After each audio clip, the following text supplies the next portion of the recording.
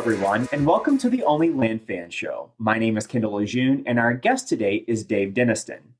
Raised in Southern California and somehow made his way to the sometimes frozen tundra of Minnesota, Dave Denniston is a podcaster, financial advisor, land flipper, and tax lien investor.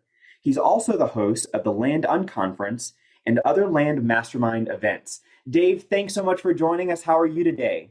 Kendall, doing great. It's a beautiful day here in Minnesota. Summer is here. We're not frozen, stuck inside. At least I'm not. Hey, it's a good day. Love to hear it. So glad that you're joining us. I've been wanting to have you on the show for quite some time, so it's an absolute pleasure to have you. So let's just jump right in. Tell us, how did you get started doing land deals? Yeah, if I go back in time a little bit, my wife and I had our youngest daughter, Evangeline. She's our little miracle. She was born less than a pound when she came into this world. She was 12.4 ounces, 23 weeks in gestation. And I got inspired going through that process where we were in the NICU for 5 months after she was born to go and help out doctors. And so my financial planning practice, which now is 20 plus years old, really around then started specializing in physicians. And as part of that journey, I became an author, started a podcast called The Freedom Formula for Physicians.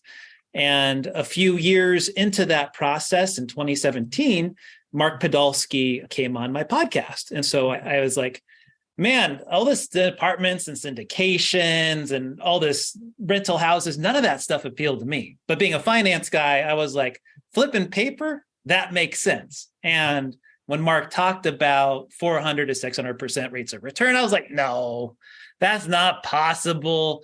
Truth is, he probably oversold it. All right. Like, it's not really that much when you take into consideration various costs, but still, it was great. Got plugged into that community. Matter of fact, I see someone that started around the same time that I did here on the podcast. And we walked through that and really went all out. In the financial planning world, I'll tell you, it is hard to get clients. And it is a very competitive, difficult industry. And when I got surrounded with people that were supportive and got plugged in the community and saw all the people that wanted land, I was like, shoot, we got to do more. And so I've just gone crazy with building a team and doing lots and lots of deals. I love it. So what just dramatic start, right? What an incredible set of circumstances that sort of set you up for this and to propel you into this. My gosh. So how did you learn? Did you have mentors? Did you have coaches? What was that like for you? Yeah. So I mentioned I started out in the Land Geek community, which was great and a good start. I had a falling out with Mark Podolsky, which kind of set me on a path of trying to get other mentors and coaches. And so ended up coming across, of course, Seth Williams. He's been on my podcast a few times, and he's been a great friend and mentor.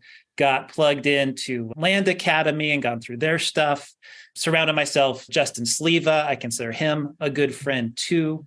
And just really listened to a bunch of podcasts, just like this one, to soak in a bunch of knowledge and then try stuff. You mentioned in the introduction, tax liens. That's something that very few land investors do. And for me, being in the long game, that's been great for me in my business as another way of acquiring lots besides mailers and texts and tax deed auctions that I've done. So I'm always exploring, always trying, talking to people, getting plugged into the community, having Zoom calls just like this one with other folks. And now I'm leading masterminds and the Land Unconference myself too. I absolutely love it. I would love to hear more about the Land Unconference. I'm sure many of us would as well. And so I definitely want to get to that in a minute. Before we get to that, however, talk to us a little bit about what was your very first land deal like? Yeah. So for those that don't know, the Land Geek model is very heavy on terms. So we have two basic ways of flipping land. You either sell it for cash or you sell it for terms, meaning owner financing. And so my very first deals, I sent out mailers to Pershing County, Nevada, sent out mailers to Costilla County, Colorado, and Klamath County, Oregon were all places that I saw a lot of other land investors doing deals. And the model was follow what other people do. And some of my mailers just straight bombed. Like in Nevada, I got nothing from those initial mailers. But in Colorado, I hit. And so I started early of testing markets, seeing where I could have success. And that proved the model for me. If I didn't continue, if I didn't test multiple markets initially, I would never have gotten the first deal. And so here I'm sitting on 5 acres in Costilla County, Colorado, as many people have been through the Land Geek model have been through. And I was having a hard time selling it. And so I eventually wholesaled it for a few $100 profit to another land investor. And then I was like, okay, I've done it. This works. And so I started sending out thousands of letters a month and then started getting a whole bunch of deals. So I went from having 1 or 2 to 10, 11, 12, 20 deals a month pretty quickly. Wow, that's incredible. You mentioned something about testing the market and how important that is to your process. We so often see, and I know that as a brand new beginner starting out when I was in the land space, it's so easy to send out a bunch of mailers and you get nothing back and you say, it doesn't work. And so that testing model is so important. Can you talk to us a little bit about how you go about testing markets and how do you choose which markets to test in the first place? Sure. So this is my process. Everyone has something different. Sure. But what I believe is that you have to have enough volume to have a good sample size to get enough things going on. And certainly some folks are constricted by budget. In my particular case, at the time, I was saving a few $1,000s a month. And so I was using that money for my mailers. And that was outside of the land business with my normal financial planning business. And so I was able to dump in a few $1,000s a month into mailers. And so my goal was, hey, these are some areas that seem to be good. I'm not going to put all of my bets in one place. Let me spread out a bet here, a bet there, doing the best I could with what I felt pricing would be. And now today, if you look at what we do, we're probably mailing 10 to 15 counties at one time. So I'm not mailing one county in one state. I'm mailing multiple counties in multiple states. Today, my budget for mailers is probably more like 20 to 30,000 a month. As a matter of fact, I'm about to step it up even more, which will lead me to do more testing. But you have to have a large enough sample size. 200 mailers, 500 mailers, 1,000 mailers. Today, I would say even 2,500 mailers isn't enough to have a large enough sample size to try multiple markets and do multiple things. Yeah, that is a great piece of information right there. I know it can be so tempting to say, I've sent out 500 mailers and it didn't work. And so that's a bad market, right? But I love that idea that you need a much larger sample size to be able to tell if this is actually going to be a viable market for you. Walk us through the process of how you got from that 5 acres in Colorado to doing 10, 15 deals a month. And were they the similar types of deals that you had been working in, or did you do other types of land deals? Yeah. So a lot of people would call those kind of desert squares. Some are more deserty, some are not. So what I found out initially and what I wasn't told was how much work this business is. So many people love to talk about passive income. There ain't nothing passive about the land business. Nothing passive about it. And I found that out quickly, but I loved it still. Even though it wasn't passive, I was like, things are moving. This is fun. Closing deals, seeing it go from a buy to a sell. And so I started hiring people.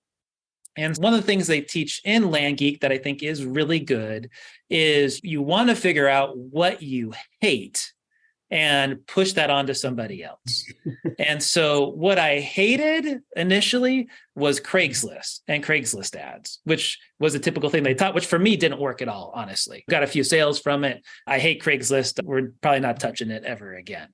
But we had to write ads and post all this stuff. And I was like, there is no way I'm going to spend all that time for so little effort return on my time for doing it. So started out with just a couple of virtual assistants that would help me with Craigslist ads. And then as we did more stuff and I was finding, gosh, I'm working 60, 70-hour work weeks with having my financial planning practice plus the land stuff, what else can I shove off? And so over time, I built more and more of a team with that in mind. And over time, my likes and what I enjoy in the business have shifted some. Now, today, as we sit, we have 450 properties on terms that are paying monthly. And we get a whole bunch of cash deals as well. And we're moving up in the world. But initially, it was, let's add a couple of people to the team. And I kept adding, which meant my net income to me was less, but I was saving myself the time. Excellent. Yeah. So many great nuggets to unpack there, just about your journey of scaling, which is just really cool to hear. So I'm assuming you're not doing very many desert squares anymore these days, or are you? Well, yeah, actually. So back in 2021, so 2.5 years-ish ago now, I participated in an online Mojave County tax deed auction. At this auction, there were 10,000 properties for sale. And my wife and I go on vacation to Texas. We were in Galveston and we're hanging out there, and the auction is going on at this time. And so we did due diligence on it. I had virtual assistants scrub various things for me. We got the 10,000 down to 3,000 properties we would like. I bid like a madman on vacation. I was sitting there. My wife was giving me dirty looks as I was doing it. I was like, babe, this is the opportunity of a lifetime. We're going to do this. And we ended up winning 350 properties at that auction. And those are all desert squares. Mojave County, very arid, very deserty, close to Las Vegas, a few hours from Phoenix. And so I wholesaled quite a few of those off just to get some capital back. And as I partnered with various people on some of them, and then the rest I kept. So I had 275 in inventory. And so we've whittled our way down on that now. I think we're down to the last 40 out of that 300 and something. So a lot of my desert squares are that and part of this too is I put an awful lot of my own capital into all this stuff. And that became a challenge too, of constantly running out of money. I'm sure we could talk more about that and different capital strategies. Now, today, I'm really shifted to where I'm actually not putting a lot of my own money into these deals because it's the most tax efficient thing you could do to not do that. Sure. As we look at how capital intensive this could be. Basically, my goal is, to answer your question, I want to get to about 500 properties on terms. And so we are very close to that goal. And then I don't want to do terms until that falls back down to 400 or 450 or something like that. So just now we're starting to play and move up in the world. I've never done a subdivide in my life. I'm probably not going to for another year or two because of restrictions on what financial advisors can do with raising money and stuff like that. But I am trying to work on more medium-sized deals now. So buy for $15,000 up to $250,000 type stuff. Got it. Now, it sounds like you've given a lot of thought to the strategy of how many properties you want to have on terms. Talk us through, how did you come to that number? Why is it 500? What are your goals with the notes that you're carrying? Yeah, going back to what I said initially, this business is not passive. And what they didn't tell you about is the bookkeeping nightmare that terms properties are. And I had to come to a point as I grew in this business to where I had to decide, what do I want this business to be? And there are some people, some of the guests you've had, I'm sure, like Callan Faulkner, she wants to have a team of 50 people and feed a bunch of mouths and really scale the thing up. Willie Goldberg, he's built a huge team of people. God bless both of them. I decided for me, that's not the business that I wanted to have. For me right now, I have a team of 15. And I said, you know what? There become so many more problems when you get, in my opinion, above 20 people. And so I would have to have someone full-time managing my notes, if not multiple people. Right now, I probably have someone putting in 10 to 15 hours a week managing the notes, maybe more. And so I just said, you know what? Let's cap this. Let's be grateful. Gosh, you look at what we have coming in now, assuming nobody defaults, we're close to $1 million a year on recurring revenue in this stuff, which Fantastic. that's awesome. Yeah. But I had this conversation with myself is when is enough? And for me, that number, as I looked at our books and the time and the bookkeeping, all that stuff involved with it, 500 seemed to be a good cap based on the current workload so that I didn't have to keep on hiring more and more people to deal with the volume and stuff we're trying to do. Hey, land fans, looking for your tribe of serious land investors? Join thousands of your fellow land lovers in the OnlyLandFans Facebook group.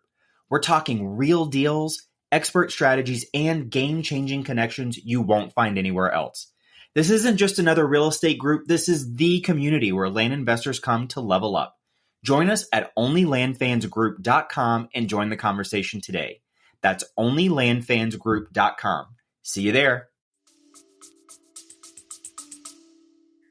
Yeah, Dave, I love that idea. And one of the things that is not a surprise to me, but it's definitely prevalent in everything that you've said so far, is that there's so much intention behind what you do and the decisions you make for your business. And so I love the idea of looking at, okay, when is enough and what type of business do I want to have? Just because I can do it, does it mean that I should do it? And so I really love that idea of being intentional about what you're setting out to do. I know for myself as an entrepreneur, it can sometimes be really easy to say, oh, let's just add more people and scale this thing. But that's very cool to see how deliberate you are in terms of how you're approaching your business and how you're growing your business. And in your bio, it says that you flipped 1,500 pieces of land. What were some of the biggest challenges that you've come across when you're scaling, when you're growing? You mentioned about definitely the bandwidth and the struggle but keeping people above a 20-person team. But what were some other struggles that you had when you started scaling? Certainly, I think the hardest thing initially is this is your baby, right? You've built this business from the ground up. And there's certain things that are really easy to let go of, like the Craigslist ads, right? That's not letting anyone into my business. There's nothing special about that. But one of the hardest things for me to let go that I had to let go of was the sales. Because here we were at 10, 15 properties a month we were selling, which was great. But then I started running out of time. And I had a sales gal, but I wasn't listing her name on the website. And emails might be coming to both of us. And she is great. Christy has been awesome and such a blessing to me and whatnot. And it was changing my phone number to be her phone number, my name to be her name, and giving up that control of just totally saying, okay, you deal with all of the leads on a go-forward basis. And that wasn't like an immediate process, but that was really hard to hit that button and be like, okay, your name is out there now, not mine. You're the face of the company, not me. And so that was really difficult. Another really difficult thing to do that I know I needed to do, because again, we're doing all this volume. There are these deeds that were coming in all of the time for buying and selling. And now that I had the sales off and I'm not talking to people on the buy side as well too, now I'm dealing with all this paperwork stuff, which does any of it take a lot of time? No. Is any of it hard? No. But that all adds up, right? Sure. I have to find a notary. I have to do this. I have to do that. And something else comes up. And when I promoted one of my intake managers to be COO, now I'm giving her the ability to sign off on deeds for me. Super scary thing, right? Just if she chose to, she could really jack me over by deeding a whole bunch of properties to herself or whatever. So that really opened up a whole new thing. And now, most recently, another hard thing to give up, but I'm working towards, is I hired a fractional CFO, where now they're going to have the ability to start paying employees. So I'm opening up the bank account, which is a whole nother enchilada that my CEO hasn't had to do. And so I'm putting all these people in place so that eventually I'm just on the board of directors and I'm not in the day-to-day stuff of the business. So I've gotten off talking to buyers, I've gotten off talking to sellers, I've gotten off signing deeds, and now I'm working towards the CFO stuff. So I want them to work me out of a job and I can do what I want. Yeah, I think that's a really fantastic look into that bit of evolution that you're going through with that. Are you finding that it's just difficult because is it a trust issue? Is it fear? Is it that you like doing the sales stuff, for example? What was it? I think a mix. It wasn't necessarily one thing. It's all of them. Sure. But at the end of the day, wanting to see them prosper and succeed, as well as save me time, drove me to hit the button. And letting go of that control of your baby, that's hard. Having someone else be a parent to your child. That's great. No, that's really great because I definitely understand that. And it's when you start diving into like even those deeper points of leadership in your business where you find out all kinds of things about yourself. And that's definitely fascinating. It's definitely fascinating to hear about that. Let's shift gears a little bit. Can you talk about, you mentioned earlier a little bit about capital raising. So what does your capital raising program look like now? How do you go about raising money for deals? Yeah, I was actually just talking to Pete Reese yesterday. Oh, yeah. And we were connecting on a Zoom call and we were talking about, gosh, what about having a private fund for land investing and whatever? And everything I've ever looked into is when you're doing capital raising of that kind, you have all these SEC requirements and all of the accredited investor stuff that you are so much more legally out there. And so I've purposely chosen not to do subdividing for that reason. I've purposely chosen not to do those kinds of bigger funds or anything because as a financial advisor, I have some constraints on me. What I've done, of course, I used a lot of my own capital. Initially, I tapped some 0% interest rate credit cards in order to fund some deals. So you could go to a site like NerdWallet, for example, and if you have a good credit score, you can get credit. And so initially it was credit lines of like $13,000, $15,000, $16,000, which then I could borrow up to 80% of that. And I have a line of credit at the bank. So I'd tap the line of credit at the bank and I'm paying at the time 6 or 7%. And then I would do a balance transfer to the 0% interest rate card, which maybe I'm paying a balance transfer fee of 3%. And I have 18 months to pay it back, right? So I'm buying myself time. Yeah. And that was super easy to do. But I ran out of capital because I'm doing all of these deals. And I tapped my 401k and took out a 401k loan where I'm paying myself back plus interest back into my 401k. And it's very easy to do. I highly recommend it for someone that has an established business. But I always go back to use your own money first, prove the model, have revenue coming in, and then start exploring this other stuff. Have a track record of success so that you're not screwing yourself over by taking a home equity line of credit or building up credit card debt on sending mailers or something like that, that really could put you in a horrible financial position. So disclaimer to all of that, right? Then the other thing I did is I partnered with other land investors and friends and family on specific deals where we did equity splits. And so this created a bookkeeping nightmare for me on keeping track of all kinds of things. This is one of the things I've had to let go in the last couple of years. And now the fractional CFO is going to be overseeing that whole process, which I'm so glad to get that off of my plate. And really, in the last couple of years, I went through some other stuff like, what's the name of that company? There's basically a company that helps you shop out among a whole bunch of credit cards and establishes credit for your business. Cool. The name's not coming to me off the top of my head right now, but basically I got a whole bunch of corporate credit rather than personal credit. And then I was able to tap that. And now today they're like revolving credit lines where I can go and tap that money now too, which is like another 50 or 60 grand. PayPal has a great business loan program that you can get money that way too. American Express has something called the Blueprint that they have a great line of credit now as well. I've been using all of these tools to increase my business. There's now today in the land space, there are some hard money lenders. So if you have an established business and you're doing the blue ocean type properties, or what does Justin call them? The bass boat properties, you can easily find someone now to be a hard money lender. And then you don't have to pay a single cent. So to me, in my business today, I'm trying not to do any equity partners type stuff because you're often giving up 30, 40, 50%, and instead do hard money lending where maybe I'm paying 15 to 22.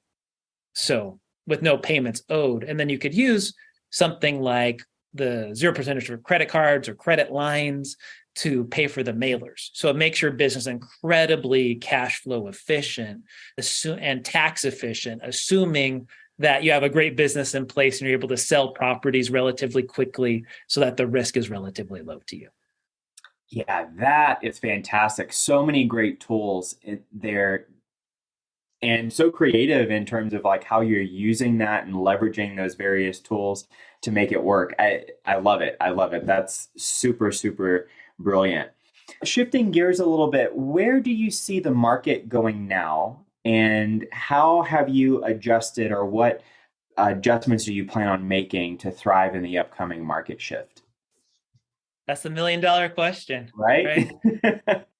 I think, and this is just my 2 cents, we have seen the market shift. If we look at some of these terms type Desert Square properties, they've sold really well through, I would say, about a year ago. And if you look at Costilla County, where San Luis Valley Ranches, Rio Grande Ranches, some of these big subdivisions, when people and I started in the space, you could buy them for $800 or $1,000. 5 acres. It was awesome. We turn around and sell them for $3,000. Those same properties at the height during the pandemic, I saw people buying them wholesale for $3,000. So essentially, you're looking at a 200% appreciation, right? On the buy side. Today, those things have started to slow down, where I'm not sure what people can buy them for today, but I know that on the sell side, the price has started to come down. And I think as much as those things went up, they're probably coming down. I think certain areas like Texas, Florida have been so uber hot and probably will be in the short term. I suspect a similar trend might follow as people stop moving out of California and some of these high income tax states, that we've seen a big flight of people with money to where you live in Austin, Absolutely. The Elon Musks of the world. Yes. So I think that capital flight and relocation flight will slow down. So I suspect some of those markets will start to change. I think in the long term, water is such a huge issue.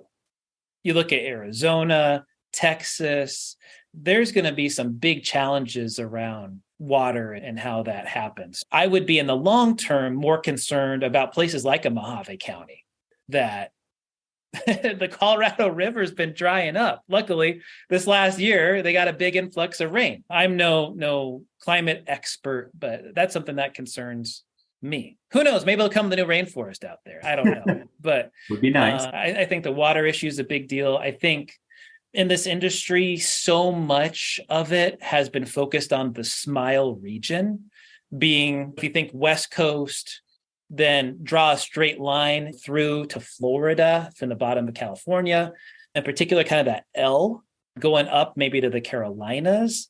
There's been so much focus in this business on those areas. I think many of them are oversaturated now with land investors. And so I think people got to be more creative. They might have to go in places like the Dakotas or Montana or Wyoming or Iowa or Indiana or different places that Michigan, Wisconsin, Minnesota that have water, that those kind of things aren't a concern and they aren't being overran by people getting 15 different offer letters. I think the other major change is that when myself and my cohort started 6 years ago, there was less competition in it. There was less capital you needed to come. I think today people have to prepare to send out a lot more letters and send more text messages and do multi-point touch marketing like Callan often talks about.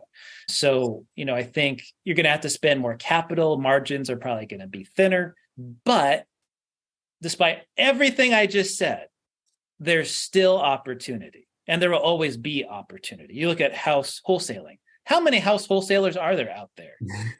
Plenty. So many. Plenty are still making money. Yes. But they have to invest a lot of capital. The margins are thinner on that. But you can still run a great business and make it work, but it takes more capital and more time and more being smart about it. Whereas 6 years ago, you could throw out a mailer with 1,000 and you might get 10 people, 10 properties at once. That ain't happening today. And I don't think it's going to be happening that way in the future. I think those golden days are gone and we're in a new golden age that's going to be building brands and really focusing on the customer experience and focusing on different areas of the country. That is really fantastic insight. And I'd love to dig more into someone's listening to this and they say, what do you talk about? What do you mean building brands? Talk to us about your approach to that. Yeah, I'm no marketing guru, but intellectually, I like trying stuff. For example, with my company, we've purposely put money in stuff that we know is going to lose money for us, but it builds credibility and it builds the brand. So I've tried doing Facebook ads out there to increase. I was hoping to sell properties, but was okay if we didn't.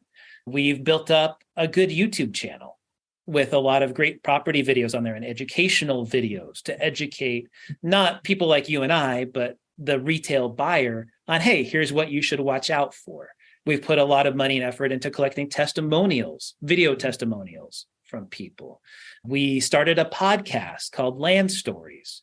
That's something else I handed over recently to one of my VAs who's doing a great job of conducting interviews and doing things like that to build the brand and educate people and have free content people can look towards in terms of some of the stuff Callan would talk about. Think about retargeting people that visit your website, right? Knowing that, hey, we are a company, we're a family-owned business, but we are legit, right? You have to prove we're better than the next guy. We're not a scam. Here's a free ebook. Here's a free piece of content. Here's all of this stuff to build up the trust so that if someone has a decision between us and somebody else, that they'll be like, you know what? These guys know what they're doing. I've read their blog post. I've seen their videos. Oh, I saw this testimonial. These guys are legit. I would rather go through them than this company that's barely returning my phone calls. They don't have any of that content that other people do. Yeah, that I think has been one of the biggest shifts that I've seen, at least in my real estate career, even just getting started in wholesaling houses, seeing the shift of people really distrusting these larger corporate operations and preferring to work with a local investor. We've seen so many different marketing platforms that start with, hi, I'm a local investor, right? But what you're talking about is this really beautiful packaging and organizing everything so it feels worthy of trust and getting the customer to know and like you and providing value to those people. Because I think that that's the way to separate yourself, at least in our current state of the market, right? Yeah, I think so. Yeah, really good stuff. So what would you say? I think that there are so many people that may be listening to this that are brand new and they're like, oh my gosh, I just wrapped my mind around how to pull lists and then how to skip trace them. And now I've got to think about this marketing and creating new ebooks and all this other stuff.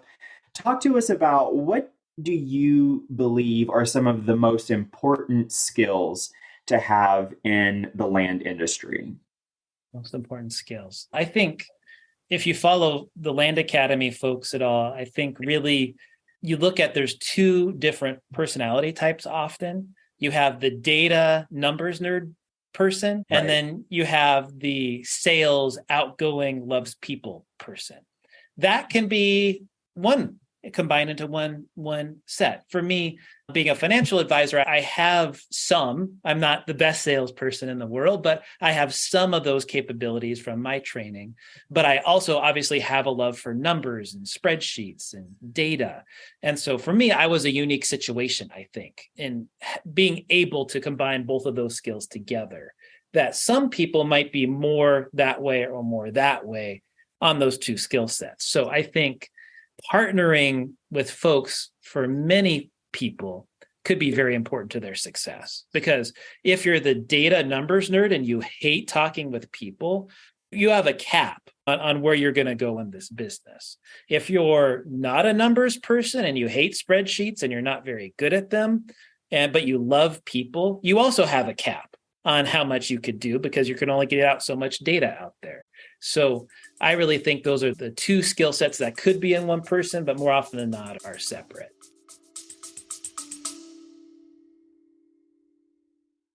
Listen up, land fans. This is huge.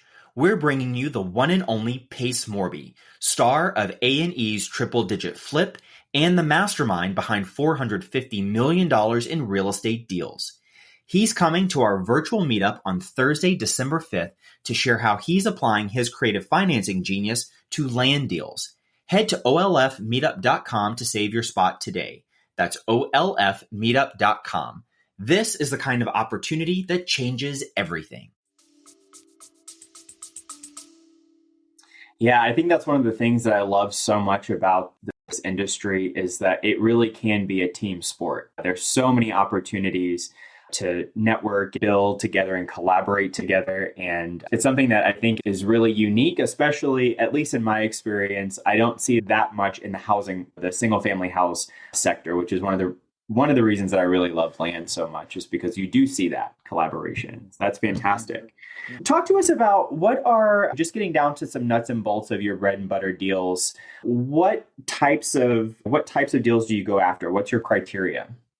So today, as we look going forward, yes, I'm in a different spot compared to the past. So we talked about before, we still have, if you look at genfamproperties.com today, we still have a bunch of desert squares and cheaper properties that are sub $30,000 retail.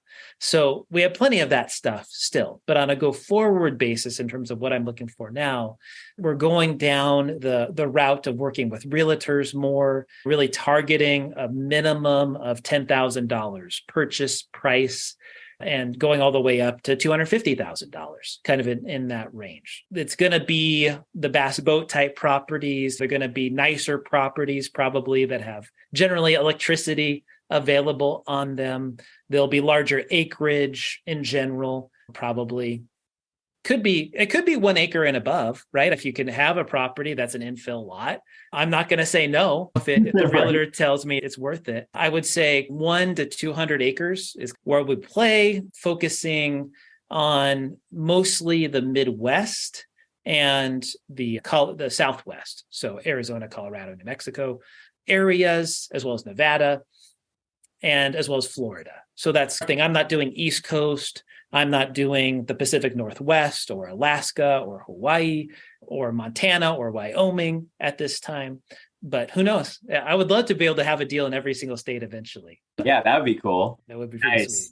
Nice. And you mentioned mail earlier, but talk to us a little bit about what's your preferred marketing methods, or what's your marketing funnels look like now?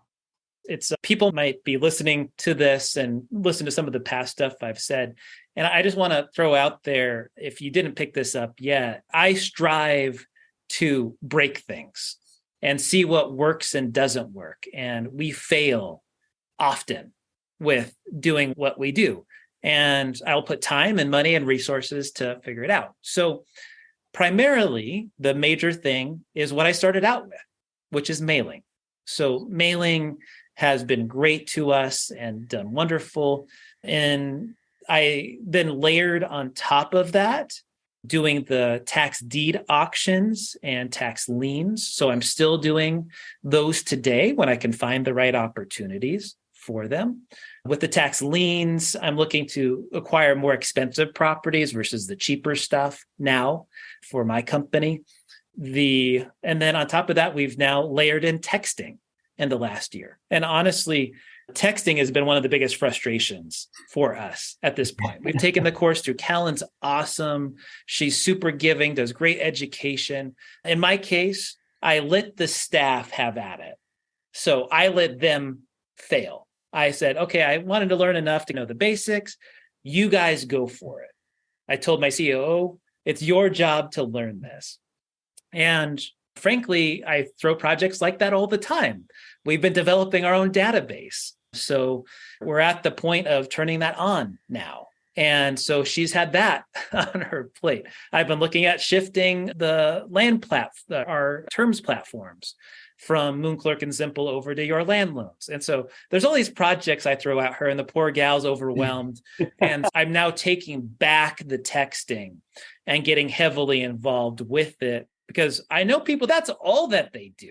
Sure. All they do is texting. It's not just one person. I've talked to 4 or 5 people that all they do is acquire stuff through texting, and we've sucked at it. We've acquired a few, but it's not paying for itself. And we're going back to the drawing board with that and revisiting it. I'm getting some help from friends and that are doing it to try and figure it out, hiring more people to try and specialize in it, since my staff is currently too thinly stretched to do it well. And I want to add in ringless voicemails. I want to add in cold calling. We're going to be doing some retargeting of people here soon too. We ain't done yet. We're a work in progress, and we'll just keep on marching forward and trying new things and figure out what's working and not working and adjust. Definitely. I have to tell you, one of the things that stuck out the most to me in that was that you strive to break things and that you fail often and that you embrace that as part of the journey. I think that, at least for me, it can get really overwhelming when something's not working and it's okay, then I'm losing right now, but it's actually part of your process. Again, coming back to that being intentional and deliberate, finding out what works and what doesn't work. That is really incredible. And yeah, that just resonated so much with me. How else have you seen that manifest in your business? We just talked about marketing for a little bit, but where else do you strive to break things in your business? Certainly on the selling end, I've hired different salespeople, for example. Hiring is a big thing in terms of, hey, how many people can I add in? How can I continue to stretch and challenge myself just financially I mentioned the debt stuff earlier, right? How much can I stretch myself with capital and still not put my family in danger, right? Sure. How can I go to a new market, try a new size, be willing to fail at thousands and thousands of mailers in order to acquire something and then learn from it? Trying different realtors, right? I don't know which realtor is going to be good. As much as you can interview them or get referrals, you don't know who's going to be good and not. So testing different realtors, testing different photographers, split testing neutral letters versus blind offers, split testing color versus black and white, right? What works? You have to test it and be willing to lose money to figure out what works the best. And it takes capital too, right? Like getting back to what we said initially, you have to have a large enough sample size, right? If you're going to send out 1,000 mailers and do 500 black, 500 color, that's not a good enough sample size to know whether or not that worked. You have to be able to send it over tens of thousands in order to have a large enough sample size to make it. Same thing with employees, right? As much as you can interview people and put them through tests and processes, until they're doing it, you're not going to know.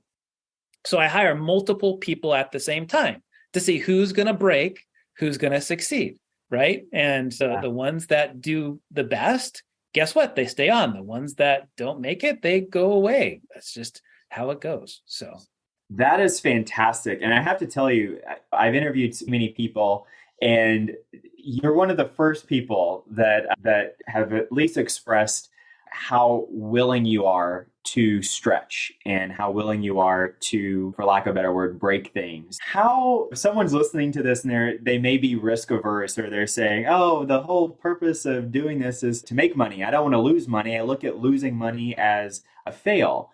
What would you say to those people, and how do you reconcile that in your mind? Yeah, I just want to give a shout out to everybody that has a W-2 job and does this on the side. Hard. That's so hard. Hard. I feel so blessed in being a business owner to begin with, that I could work when I want to work, right? Like, I set my schedule the way I want to set my schedule. If I want to block out a whole day to do something, I can do it. Like on Monday, I blocked out a whole day for my wife's birthday. I didn't have to ask anyone permission to do that. Love it. If I want to work on the land business for half the day and the financial planning for the other half, I can do it, right? So I am blessed with the ability to do that. And everyone has a different situation. Everyone's going through different things. And I would just encourage people, maybe you're feeling conservative, maybe you're feeling unsure about these things. You go at your own pace. You might be hearing me talk about how we started doing all of these deals, and you're like, oh, I want to do that. That may not be your path. You might have to send out 1,000 mailers a month or 2,000 mailers a month. And just doing that might stretch you, like what we were just talking about. Right. And that's okay. There's nothing wrong with that. It's just, you have to have the spirit of, I'm not going to give up, which if I were starting today, it's a lot harder of an environment to have that attitude in. Before, you could spend relatively less capital and you could get results. That's not necessarily the case today. And you have to have more of that, I'm going to grind it out attitude until I have success. And you might even figure out, guess what? It isn't for you. And that's okay too. But you have to try. Otherwise, you're never going to know. And so I would rather you scratch the itch than never scratch it. And just like with anything else in life, the 80-20 rule is at work. 80% of the people that start probably aren't going to make it. Sure, but absolutely. 20% probably will. And of the 20%, there's an elite 20%, right? The 4%.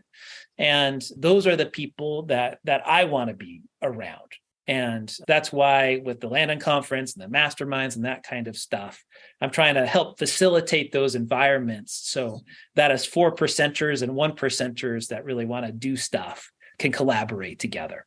I love it. So tell us more about the Landon Conference. As I got kicked out of LandGeek and really wanted to have community, and Joe Schmidt, Amy Breezale, amazing people that had started a little earlier than I did. They had this Facebook group. So shout out to Joe and Amy. They are awesome. Been in this business for a long time. I really give them the credit for the Landon Conference, because if I didn't start there, then this may not exist today. And so they welcomed me with open arms. There's 20 or 30 experienced land investors in this Facebook group. And every month they'd have a call. And Joe and Amy weren't charging anything for this. There was no ulterior motive. They weren't trying to sell a course. They weren't trying to do anything. They just genuinely wanted to help people and us help one another, which for me, again, set the tone for how I wanted to run things. And so I said to Joe, I can't make these monthly calls. It's conflicting during my family time. How about I put on a live mastermind here and we can get together and hang out? And so starting in 2019, I did that annually. COVID during 2020, we had a Zoom meeting. As a matter of fact, the in-person mastermind was supposed to be like March 23rd of 2019, just as everything, or 2020, just as things were going all shut down. Are we going to do it or not? Oh, we're still going to do it. And then things got worse and worse. No, it didn't happen. And then every year since I had it. And so in 2022, we had the latest version in my new office space. And here we have all these great, wonderful conference rooms that I get for free as part of the rent. So there's 5 conference rooms. And I was at this group. Callan Faulkner was there, and Ajay Sharma was there. Drew Haney was there. Joe Schmidt was there. Some really great land investors, Yasir Lillingston, Andy Rouse. And I asked these guys, hey, on my hot seat when I was doing it, what can we do to expand this? Because we had a 2-day thing. So we were together in a room for 2 days, spending time with each other, breaking bread with each other, sharing intimate things with one another in terms of what are we struggling with. Literally, there were tears in the room at times, people just being vulnerable and open. And I didn't charge anything. This was completely for free. I just enjoy being in that kind of setting. And so I said to these guys, okay, how can I expand this? And so I think it was Callan who actually helped me come up with the title of the Landon Conference, because I didn't want it to be an experience for people where they are getting talked at. I want this to be an experience where we get talked with. And we came up with, okay, we want experienced people that have been in the business at least a year or two, recurring revenue of $100,000 or higher in the business, or just revenue $100,000 or higher in the business, so they're not brand new. And put together a landing page. I got together with Seth, Justin Sleva, Callan, Jason Woolbrink, and asked them to help me be moderators. And I said, I want to make this really reasonable. Justin told me you should charge $1,000 or $2,000 for it. I was like, no, we're going to start out cheap. I've never done this before. I have no idea. I want to get 50 people there. And so we did it I charged anywhere from $150 up to $700 for the 2-day event. Wow. 2-day event. Talk about value. My gosh. And so we sold out within a month or two, with especially Seth being an amazing person that he is. He helped just put a Facebook post out there and people came. And so I feel so lucky to have the partners that I did, because I couldn't do it myself. I had to have help in running it, and they gave me some great ideas. Ultimately, the buck stopped with me, but we had a great time. We had it in May. And when I then put it out there to everybody there, I doubled the price practically of the conference. So the minimum was like $700 up to $1,300 or $1,500 or something, which is still really cheap for a 2-day event. Yes. And it sold out within 2 weeks for a whole year ahead of time. And so I was just blown away. I got so many kind emails from amazing people that their lives were touched and changed. And it was just awesome. And so people are like, when are we doing it again? And I'm like, guys, I can't do multiple 50-person conferences a year. Not easy. Yeah. Because honestly, at the end of the day, from the first one, I made like $1,500. That was my net. And then I gave away $2,000. So I was actually in the negative. There's other things I'd rather be doing with my time that make me money and time with my family, as much as I loved it. So I said, we're going to do that once a year. But then I said, what if we did smaller, more intimate, even more exclusive events? And so that's when I started this idea of the mastermind. So in January, we're doing a 10-person mastermind in Puerto Rico on the beach, a week long. I get to get away from Minnesota from January 28th through February 3rd. Yes. Strategic. I love it. And we're going to have a great time. And we're probably going to do more. Talking with Seth and Callan about doing one in late October, the mini version, which the price is going to be a lot higher for this event than any of the others.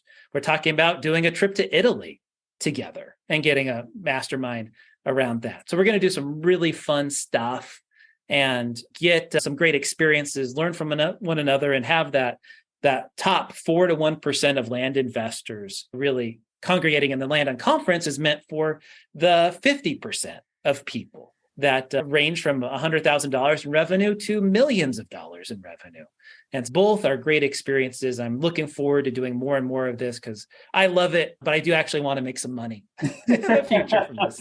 Yeah, I definitely get that. I'm such a huge believer in that there really is magic that happens at masterminds. When you get people in the room and collaborating and sharing, truly remarkable things happen. At least for me, just being able to hear what else is possible and hearing what other people are doing in their businesses, that alone is just remarkable. And so that sounds like a very powerful set of events. That's very cool. Mm-hmm. What, in your opinion, what is something that no one or very few people are talking about in the land space that you think we should be talking about right now? Gosh. I don't know, man. The industry's grown so much. Before I had a question about how you do subdivides. Now there's multiple people teaching how to do that Right. stuff. So it's a pretty penny to pay for those programs. You can learn how to do it. So that box is checked. People are teaching minor splits. People are teaching more expensive properties. People are teaching terms. Gosh, there's people teaching entitlement changes and stuff now. I mean, there's so much to learn in this niche. It's crazy. What else is there? I guess really international, right? What if we want to do this in Canada or Mexico or New Zealand or other countries? I think that's the part that hasn't been discovered yet. And that's because I think of data access. I've never looked into it, but to me, that's the next big thing for people to overcome. Because here in the US, I think I don't know. What do you think, man? What would you say?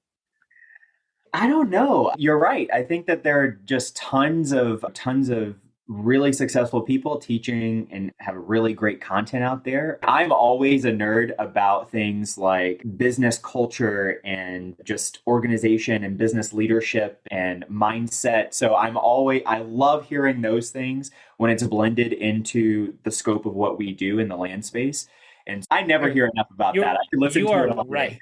You are absolutely right. There is not specific courses and coaching on leadership in land. No, I think that's huge. And that's actually some of the focus of the Land On Conference as we talk to people. Love it. I think there's bookkeeping stuff out there. I think financial planning and taxes for land investors, I would point out, is another area that is sorely in need.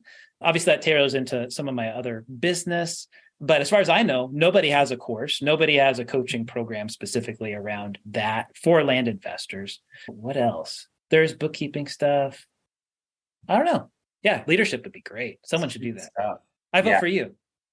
What's that? That needs to be your course, Kendall. Leadership. That needs to be my course. I was talking with Callan about that because we have a lot of similar interests in that area of leadership. And so we could geek out about that kind of stuff. I'm happy to do that. Maybe we'll do a mastermind where we're just come and geek out about leadership stuff.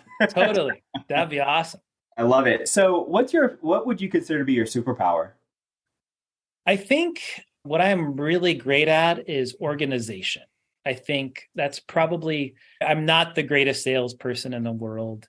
I'm not the best data person in the world, but I am really well organized and very strategic on how I go about the business. So I'd say those are probably my top two. I don't think I'm even an amazing leader. I think I'm a good leader, but I'm not a visionary or inspirational type person. That's not my shtick. But I do care about people. Sure. And care about my employees. So I'd say, yeah, probably organization. I'm really great at follow-up. That I really pride myself on, hey, if someone reaches out to me, I'm going to try the best I can to get back to you within a business day. That is rare. That is so rare. Wow. Yeah, that's fantastic. I love that. And do you have any favorite entrepreneurs or business owners, real estate influencers that you like to follow? Who kind of influences you that way? Today, some of the people that you've already had on the show, listen to Seth Williams, Justin Sleva, Pete Reese, newer in the industry, Jaron Barnes and Drew Haney on their podcast. I listen to who else? Those are all great people with great advice and great hearts with it. I don't listen to Podolsky anymore. He's off my list. Sounds like there's a story there. I don't think we have time for it, but there's a story. There is. You asked the question, I'm answering. I appreciate your honesty and candor. I'm not a big rich dad, poor dad kind of guy. I think some of that goes a little too far. So I really don't follow much else outside of land, honestly. Hey, I love it. Yes. So, podcasts like this one, gosh, you're picking up so much great information from some of the people I already mentioned that you've had on the show. And I'm sure we'll continue to have great people in picking up nuggets. So I'm throwing your hat in that ring too. Thanks so much. It's definitely a passion project. I love just collaborating with people and listening to their journeys. And I think that there's so much to be gleaned. And I know that in the land community, you mentioned earlier, all of these people have such generous hearts. And I'm just honored to be able to have a platform where I can offer it to them so they can share that. I love that. I love it. If you could go back and tell yourself three pieces of advice when you were a newbie, what would they be? Three pieces of advice. I think don't, and I would say this to anybody else, and we've already addressed some of these. Don't be afraid to experiment. Go big, but stretch yourself, but don't overdo it. And I would say, make sure to not forget your family. And at the end of the day, business will come and go. Hopefully, all of us can do amazing things in this business. But at the end of the day, it's just a means to an end, right? And I feel very blessed and lucky to have taken my family through what the land business has provided us, going to Switzerland, going to New Zealand, going to the Philippines most recently. And so don't forget your family and make sure you're investing time and money into them as you go about this journey. That is beautiful. Yeah. Speaking of that end, what is the biggest passion or goal that you'd like to achieve at this point in your life? Where I'm headed is my wife is actually a missionary for an organization called Steiger. Wow. And they focus on global youth culture and do some really crazy stuff. She's the extrovert of our relationship. She's the one that really loves people. I like people. She loves people. And we really have in our hearts that we want to spend some time doing missions down the road. And we've talked about with what happened with our daughter, we would love to be able to build NICUs in places that don't have them, whether South America or Africa or things like that. So we'd love to be in a financial position to bless other people that don't have that ability right now to have the kind of facilities so they can save their kids that right now that they just die in those kind of situations, that we were so lucky and blessed with what we had. I see myself, in order to get there, I have to continue to add to the team and develop the team to the point that I can be on the board of directors and not have to be involved in the day-to-day activity. Right now, despite me handing off all of this stuff, I'm still involved in some of the day-to-day activity of running the business. So I've got to get to the point that I am the owner and not the operator. So we're working towards that. I'm not there yet, but hopefully we're sitting here another year from now and we'll be real close to that point. So that is beautiful. And what a powerful and impactful why. People talk about having the why in your mind at all times, and that's just really incredible. So thank you for sharing that. Before we go, I do want to ask, first, thank you so much for sharing so much of your journey and your experience with this today. How can we give back to you right now? What are you currently looking for? What type of connections or resources you're on the lookout for that we can help you with right now? Well, I would really, of course, anyone's welcome to reach out to me, whether you have questions of whatever. I'm happy to chat with anyone for 30 minutes. You have questions about the land business, you have questions about financial planning, you have questions about leadership, anything you've heard here today, I'm happy to invest in you and connect and get to know you. I don't care what level you're at. You know, if you're a brand newbie and you're interested in it, or you're a multi-million-dollar land investor or other real estate investors. So if you want to connect and chat, would love just to hear your story and what you're about. Outside of that, certainly if you would like to apply for the mastermind events, the Land Done conference, you want to get on the list and be notified, people that are on my list will have the first opportunity before anybody else. So that's why I don't even have a landing page for the 2024 conference because we sold out. I didn't need to. It was all through email and stuff that people sold it out. So if you go to landunconference.com, that's a great place. You can click it was for the May 2023, but if you click on the apply now button, that'll take you to an Airtable application that you need to fill out all of the information. Everything is required there. And then you will be in my database so you could know, hey, when is the next mastermind? When's the next thing? So you can have exclusive access to it before anybody else does. I love it. I love it. And how can people get in touch with you if they need to get in touch with you? Through that website, landunconference.com? Or landunconference.com is a great way to go. When you fill out that application, there'll be an email from my assistant, Robbie. So his email is assistant@daviddenniston.com. Robbie has my schedule. I'm a busy guy, connect with a lot of people. And obviously with all the businesses and stuff that I'm running, I'm happy to make time for folks, but I prefer not to get emails directly myself. I'd rather it go through Robbie so he can direct people accordingly.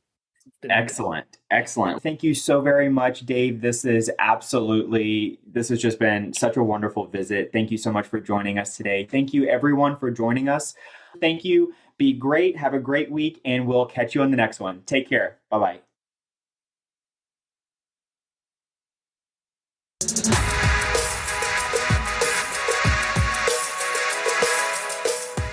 If you're interested in hearing from other seven-figure land flippers about how they've started and run their businesses, then join us at OnlyLandFans.com. Looking forward to seeing you there.